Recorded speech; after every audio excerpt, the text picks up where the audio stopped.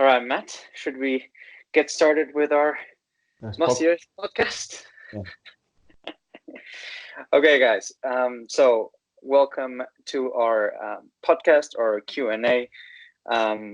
Essentially, we always enjoyed communicating with our members, so we thought we would take it to the next level and try some of this long form stuff that's getting really trendy nowadays.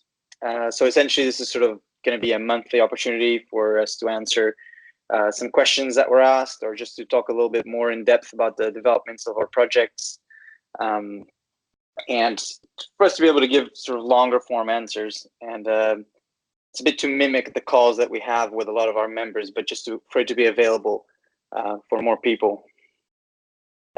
Certain things we want to be covering every week will be sort of the communication, what we've been up to, or sorry, I meant every month, not every week, right, Matt? Yeah. And we'll be doing the communication. We'll be talking a bit about the tree planting projects, about the Rewilding Impact projects and the votes.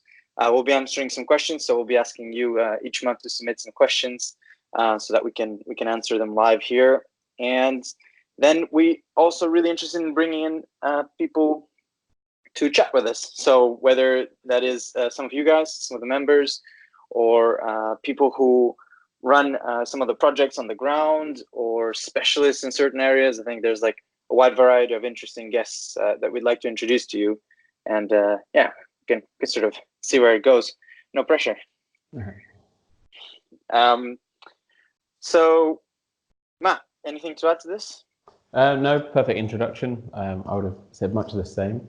But yeah, I think let's see how it goes. Let's see it organically grow. It'd be great to have some members on board, whatever your background. Also, we'll get some specialists in, rewilding specialists, conservation specialists. Yeah, let's see how it goes. Indeed. So we thought we would start with something that's a bit easier for us, right? Which is to yap on about how Mossy Earth came about and how sort of that all happened. So I think that's the first question I have for you, Matt. When was the first time you think Mossy Earth started for you, or when did it come into your mind, and where does your journey start? My journey starts, I was a teacher for a long time. I think I've been teaching for about 10 years, and that career was, let's say, plateauing. I was looking to do something a little bit different and having a bigger environmental impact. I'd been, I'd become vegan. I was religiously doing my recycling and cutting down on flying, etc. But I felt it wasn't enough, so I wanted to get involved in an environmental project. I remember you and I had a couple of brief conversations about starting something, but yeah, they really were brief at that stage. And then I remember you posted something online about carbon offsetting, and I sort of just at a whim sent you a comment saying, when are we going to get this started? And it kind of all went from there. Which I think that lends itself over to your side of the story, how that came about. So yeah, so for people who don't know, me and Matt, we have one friend in common, essentially. That's Tom. Hope you're listening, Tom. And we've maybe met like 5 or 6 times. We've been on one surf trip together before we actually sort of decided to start this company. So that was quite funny. And yeah, I remember we did have some nice conversations over a cup of coffee about how it'd be cool to start a company that had some sort of sustainable angle to it, that was doing something that also helped the planet while providing us a job, so that was always something that we were both, that was on our minds.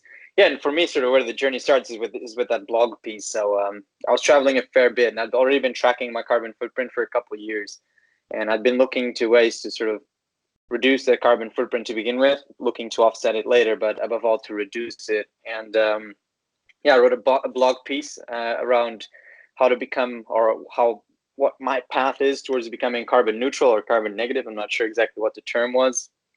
And I posted it on Facebook, got a couple of people commenting on it, and yeah, one of them was you. And I remember just reading this comment, oh yeah, so when are we gonna start a company on this? And I was like, yeah, I'm not really doing much. I'm just freelancing. This is actually quite boring what I'm doing. So yeah, why not? So I remember just writing back to you being like, well, 2 weeks. In 2 weeks, I got a lot of time to call. So let's call in 2 weeks and get this company started. And then from then on, I think we started having a few calls. And quickly we realized that we weren't really satisfied with the way a lot of the projects were working. So I think transparency is one of the first few things we talked about how a lot of places that do carbon offsetting do it with, say, suboptimal transparency levels. And we thought, well, we want to do that different. And I think almost right from call one, we started with the idea for the photos and the GPS coordinates of the trees.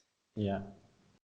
Okay. I'd had some experience with carbon offsetting, and this idea of ticking a box when you booked a flight or even hired a car, wouldn't even receive a thank you email, or what was the money being done? Was it a tree planting, or was it another way of selling carbon credits? I had no idea, and I actually stopped carbon offsetting because of that some years ago. So from the outset, transparency was really important to me, to sort of have our clients involved sort of every step of the way with a photo, GPS, lots of information about the projects.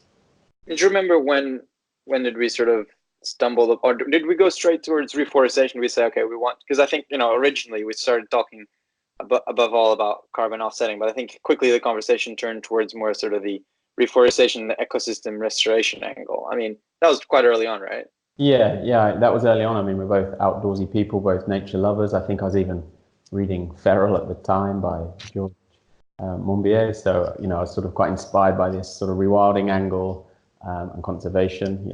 So I think it all came together in those first few weeks as to where we wanted to go. And then the project search started. Yeah. Right.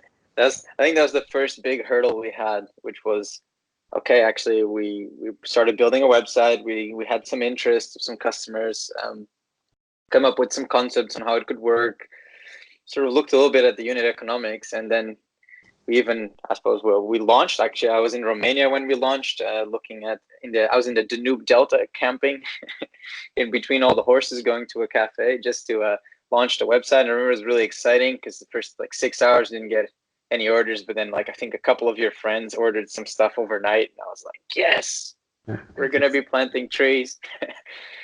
And then from then on, we needed to find a project, right? Because we didn't have a project sorted out right from the get-go. We started sort of first with the website and all that side of things. Yeah. So that was quite painful in the beginning, huh? Yeah. Do you we ended up talking with quite a few people, first of all in Portugal, right? That was the first sort of step on that journey there. We had your sort of uncle as a stepping stone. He's been involved in forestry in Portugal for many years. So he put us in contact with various people to go and visit and see. That would definitely have been the first step. Yeah, exactly. So then, we did a few visits over the summer and ended up settling 2 projects right away for the first year. So that was quite lucky. So our wildfire restoration projects and our oak woodland restoration project, one with ATN in the north of Portugal and one with Montijo in the center. And that was pretty interesting. But the area that we were going to reforest in the north, actually, it didn't start out being as a wildfire restoration area, but right at the end of the summer, it all burned down. So that was really, really made apparent to us directly what the problem or the big problem that Portugal faces. That was, I think, the first time we sort of ended up going on the ground and really sort of looking at and scouting out a project area was for the wildfire restoration project. Yeah. And looking at the area that just burned. I mean, that was something that to me was really shocking. I think I've never seen such a sort of, it was so different. It was such an alien landscape, wasn't it? Yeah, it was sort of apocalyptic, wasn't it? Just miles and miles of black mountains, valleys. Yeah, it was sort of almost overwhelming as to where one would start. But yeah, a little hillside felt rather small, especially in the beginning. But then we also got quite lucky, right away in that summer. We made our first business partnership. So obviously we had the website was ticking along nicely. Some people were doing some carbon offsetting, planting some trees, but we had a big partnership with a Dutch travel company called Eliza's here that wanted to plant a lot of trees for their customers. So that was really cool and really helped us sort of get going and have a lot more confidence in that our model sort of could go somewhere. And I think then by the end of that year, it was already quite apparent that this is something that we could probably do for a while. Yeah. When do you think that sort of became apparent to you that we had something that we could really invest our time in and that could actually make a difference? Probably the Eliza order, because in the initial weeks there was a number of friends buying trees, etc. But how sustainable is that friends are helping you out to buy trees? So it was really once when that big sort of business partner came in, and a few others, that I thought, yeah, there's really something happening here. Oh, yeah. I mean, in August was the first time I think Alex Honnold gave us a shout out, wasn't it? Yeah. That also really sort of helped move it along, especially on the shop side of things. Yeah. Started suddenly it wasn't just Europeans and your friends and relatives buying things, but it was a lot of Americans as well. So that's sort of, I think, where our American audience got started. Yes, that was really cool. Yeah, that was right off the bat. So there was a little bit of luck sprinkled in the beginning of Mossy Earth, but everything needs a little bit of luck, I think. And then by the autumn we had the island project. Sort of we That's true. Started setting that one up as well. By the September, October, we got the ball moving there for planting in the following January, February time. And then before we know it, had the Southern Carpathians. Yeah, Carpathians came, I believe, almost the next year already. No, man. Yeah. So it was a little bit later, but yeah, no, definitely. I think, yeah, for me I really sort of came to the realization that, okay, this is something that we're going to be able to do long term, maybe around Christmas or something like this. But yeah, and then from then on, well, we recently, the biggest switch that we've done is we switched to the membership, right? Yeah. So we were working a lot with businesses to create unique selling points for their products and their services. So one tree per customer, one tree for each attendee to an event, and so on. But this was something that we were struggling a little bit with, because it was quite a sort of a salesy effort for us to go and pitch this to companies, and both you and me aren't the greatest salesmen. So yeah, I'd say that wasn't really our favorite bit, and a lot of things weren't working too well. But then we decided, okay, well, we have a lot of people that just go to our website and keep buying more and more trees, and clearly they just do this as a recurring thing. So maybe we should just create a membership and see how people react. And yeah, that was really different. That was around, I think, maybe a little bit later than this time last year. Yeah. That we sort of came up with the idea. Talking about it this time last year and sort of launched it. Was it August? August or July? July, I think July. Yeah, it was the sort of the big launch. The first few members maybe trickled in right at the end of June. Yeah, Matt Trinder got on it. Yeah, first member. First member right at the end of June, when we barely had a landing page on our website. So it's quite funny. And yeah, I think quickly, at least I personally realized that we had something much more interesting in the membership, as opposed to what we were doing before, where obviously the photo and the GPS coordinate, I think that's sort of a really cool method, and keeping people up to date with the projects is really cool. But suddenly, I think with the conversations that we've had with the members, because I think I've called with at least maybe like 40 members or something like this, it's just been really sort of interesting to see how people perceive it in a very different way. Yeah.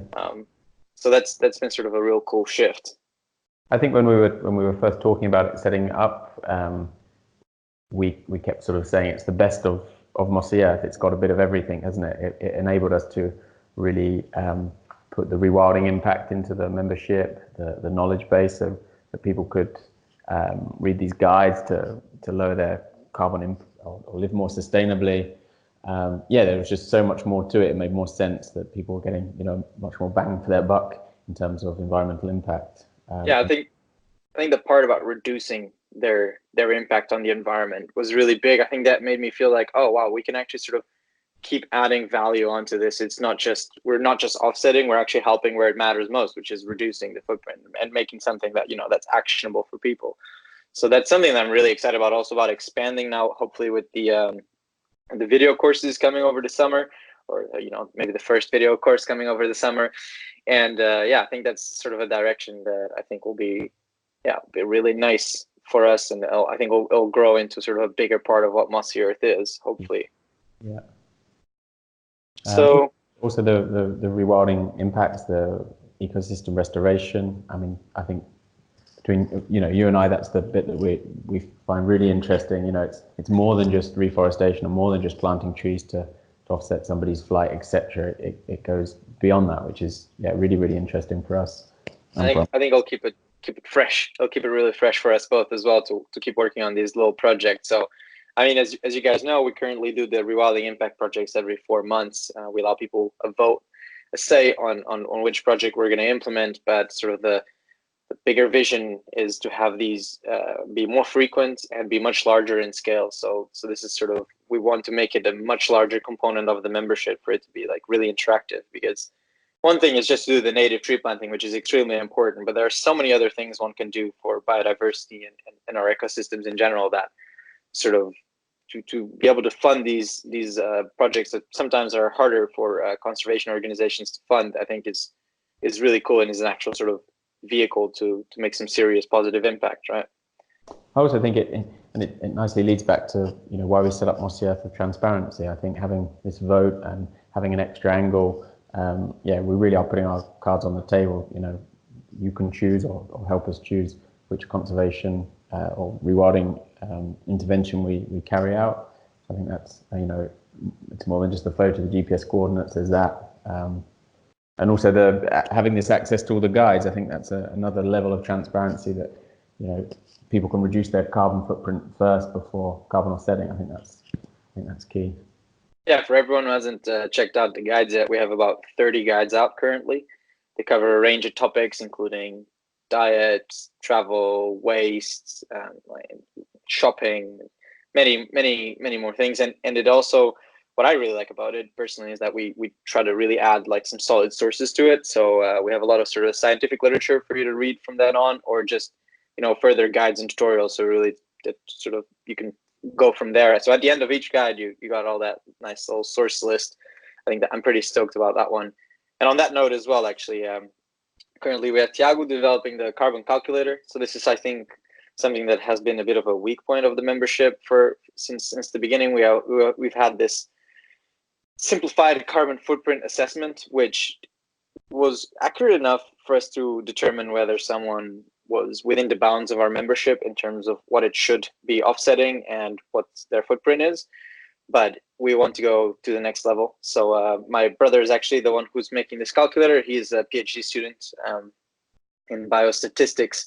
So he's more than qualified, and a little bit more qualified than us to go through some scientific literature. And we've also had some really nice feedback, actually, our input from certain members who will be helping us set up the carbon calculator. I guess this is something very nice about being able to reach out to this sort of wider network, because in the end we're trying to create something that's useful for everyone. So if we can get those inputs, that's really great. So that's something that we look forward to sort of launching this summer. Properly this time with a good user interface and very accurate results. And I think that the nice thing about the membership is this is something that it's not a one-off thing like a business partnership. It's something that we can keep working on, and it feels a bit like a sculpture. Bit by bit we just keep making it better, and I really like that angle because we can just keep adding things. So recently, one of the things I was at Extinction Rebellion in London, the protest there, and one of the things I was thinking about was, okay, actually lobbying, or if you manage to leverage the power of the government to get some action, that's huge. I mean, that's suddenly you can have 1 billion trees planted with no effort, because it's the government. So that's something that, while it'd be hard for us to go as individuals and focus all our time on that, it would be good to start creating tool sets for that as well. And I think this is something that I'll look forward to doing probably this fall, to try to look at what tools individuals have and that we can sort of give them to help lobby their local governments and things like this. So we can just sort of keep adding really cool things to the membership and sort of attack this from a lot of different angles, and really sort of be able to do the best for our ecosystems. Yeah, and I think the two-way communication is key to that. I think we've had a number of ideas come from our members, and we want that to continue. So whenever people have a good idea or have questions, do get in contact with us. You can book a call with us, or you can contact us anytime. And we like that idea that we're all involved in this to sculpture that Duarte's talking about. Yeah, please book a call with Matt, because I'm in the original email always, so people always book calls with me. But maybe we have to change this thing now. Maybe we've already fixed Matt's button, so guys, you can always book a call with Matt. It's much nicer to talk to him. Cool. So, I mean, I think this sort of neatly sums up a bit about Mossy Earth, a bit sort of how we got where we are. And it covers a few of the questions I see now that we sort of naturally went through some of the here on the laptop through the list of. Anything more to expect on the membership? So you talked about the video courses. Hopefully this summer we'll get some of those. The guides, we'll keep on writing guides. Not only is there sort of low impact living guides, but there's also a section in there about rewilding that we then want to explore more about rewilding. So if that's an interest for people, there's going to be more guides on rewilding. Also, these podcasts, so monthly podcasts.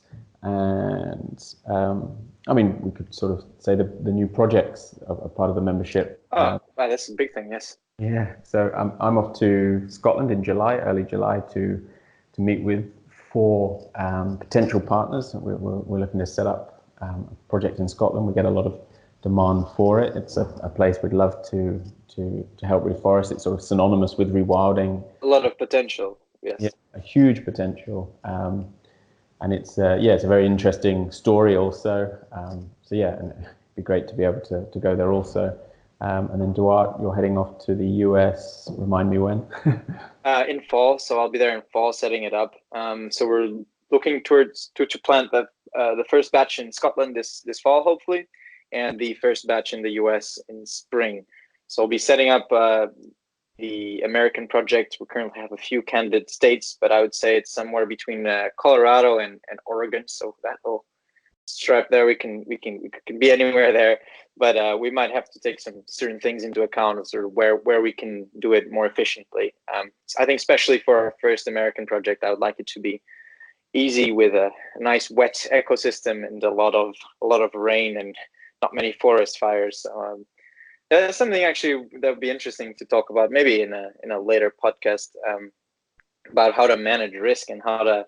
This is something that we've seen that's so different between our projects, because we have projects where we're planting in a landscape that burned and burns every 5 years and was just charred when we started with 2 centimeters of soil and like scorching sun and temperatures during the summer and freezing during the winter. Whereas the other one is like, for instance, like Ireland, where you just dig a hole, put a tree in there and forget about it. Probably it's got 3 more next year, it's big difference there. So this is something that definitely for the first project in the US, this is something that we'll be looking to make it easy for ourselves, but that doesn't mean that we won't be looking for more challenging projects later on as well.